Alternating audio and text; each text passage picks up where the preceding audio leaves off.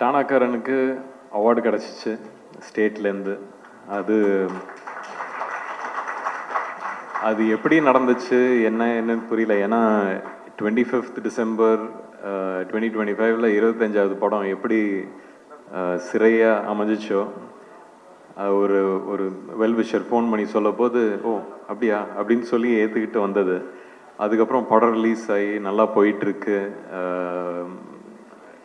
State அவார்டுன்னு சொல்ல போது, சரி நம்மளுக்கு அன்னைக்கு எவ்வளோ உட்காந்து ஒரு அழுதுருப்போம் ஒரு டீமாக. இது ஒரு டபுள் சந்தோஷமாக வந்துருச்சுன்னு அன்னைக்கு வேண்டிக்கிட்டேன்.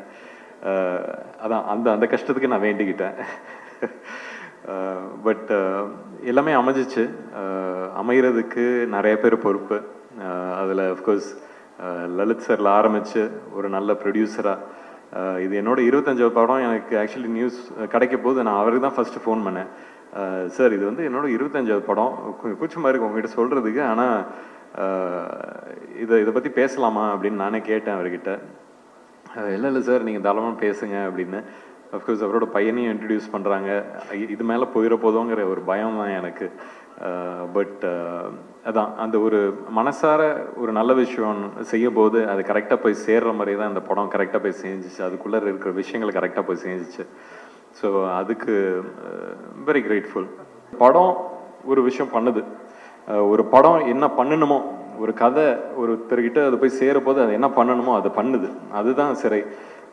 அந்த இம்பேக்டுக்கு தான் நம்ம இந்த சினிமாங்கிறது அந்த ஆர்ட்டை பிடிச்சிக்கிட்டு எடுக்கிறோம்.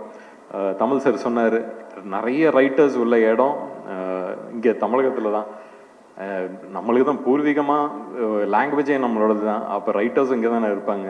அந்த ரைட்டர்ஸ்க்கு கரெக்டான ஒரு வாய்ப்பு கிடச்சிதுன்னா நல்ல கதைகள் எடுத்துகிட்டு வர முடியும். நம்மளோட இண்டஸ்ட்ரி பற்றியும் பெருமையாக பேசலாம், பெருமைப்படலாம். ஸோ அதெல்லாம் நடக்கும்னு நம்புகிறேன் in the future.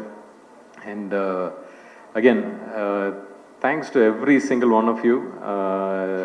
Actually முதல் படத்துலேயே வர ஒரு சக்ஸஸ்ங்கிறது எப்படி எடுத்துக்கணும்னா, இப்போ இவங்களுக்குலாம் இப்போ பாகுபலி வந்துச்சு, இல்லை மகதீரா வந்துச்சுன்னு வச்சுங்களேன். உங்களுக்கு அந்த மாதிரி ஒரு பட்டம் ஏற்கனவே உனக்கு கையில் வச்சுருக்கீங்கன்னு வச்சுங்க. அடுத்தடுத்து வர்றது 4 படம் ஆகுதோ இல்லை அடுத்த படமே ஆகுதோ அப்படிலாம் நினைக்காதீங்க. அது வரும், நடக்கும்.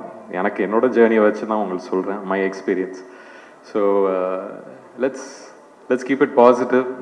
நிறைய நெகட்டிவ் நடக்குது. ஸோ பாசிட்டிவாகவே யோசிப்போம், பாசிட்டிவாகவே பண்ணுவோம்.